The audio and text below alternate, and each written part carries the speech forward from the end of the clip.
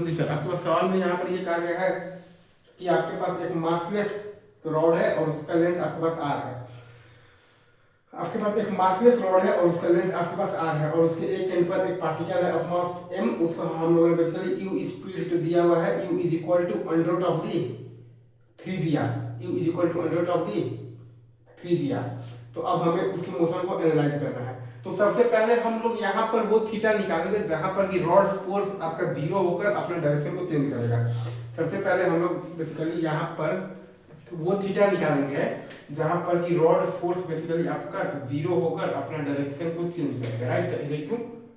आई guess आपको ये चीज बहुत अच्छे से समझ में आया है। राइट, तो अगर आप यहाँ पर ध्यान दीजिएगा तो एलएलएम लगाएंगे तो n plus m g cos theta is equal to m v square by are.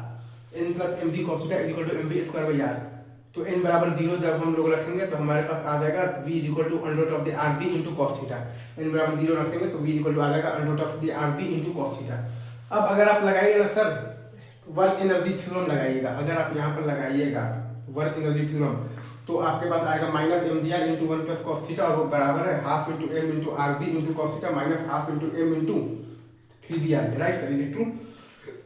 अगर आप यहाँ पर लगाइएगा तो वर्क एनर्जी थ्योरम तो आपके पास आ जाएगा minus M G are into one plus cos theta और अच्छा और वो बराबर मतलब कि आ जाएगा basically half into M into R G cos theta minus half into M into 3 g। Right, अगर आप यहाँ पर लगाइएगा वर्क एनर्जी थ्योरम तो आपके पास आ जाएगा minus M G are into one plus cos theta और वो बराबर आ जाएगा half into M into R G cos theta minus half into M into 3 g। Right, minus M G are into one plus cos theta और वो बराबर है half into M into R G cos theta minus half into M into 3 g।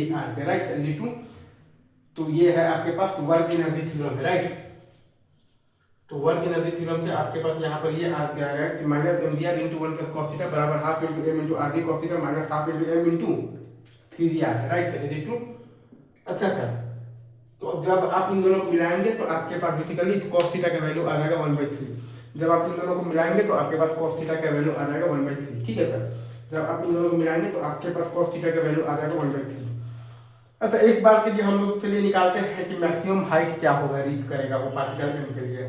ठीक है sir, तो उसके लिए हम लोग यहाँ पर लगा देंगे तो वर्क एनर्जी थ्योरम तो minus M G are into one plus cos theta बराबर आ जाएगा आपके पास minus half into M into 3 g minus M G are into one plus cos theta बराबर minus half into M into 3 g आ रहा है आपके पास। तो right sir, is it true?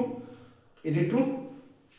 ये भी हम लोगों ने लगाया हुआ है तो वर्क एनर्जी थ्योरम लगाया है। राइट, तो हमारे पास आया है कि minus M G are into one plus cos theta और बराबर है आपके पास minus half into M into 3 g के। Right sir, is it true? तो यहाँ से आप देखिएगा कॉस थीटा का वैल्यू आपके पास आ जाएगा हाफ। यहाँ से आप देखिएगा तो cos थीटा का वैल्यू आ जाएगा आपके पास हाफ। ठीक है सर, cos थीटा का वैल्यू हाफ है मतलब कि थीटा का वैल्यू आपके पास क्या आया है यहाँ पर तो 60 डिग्री है। Right sir, is it true? तो 3r/2 आप कह सकते हैं ये पार्टिकल का मैक्सिमम हाइट रीच आपके पास क्या है 3r/2 है।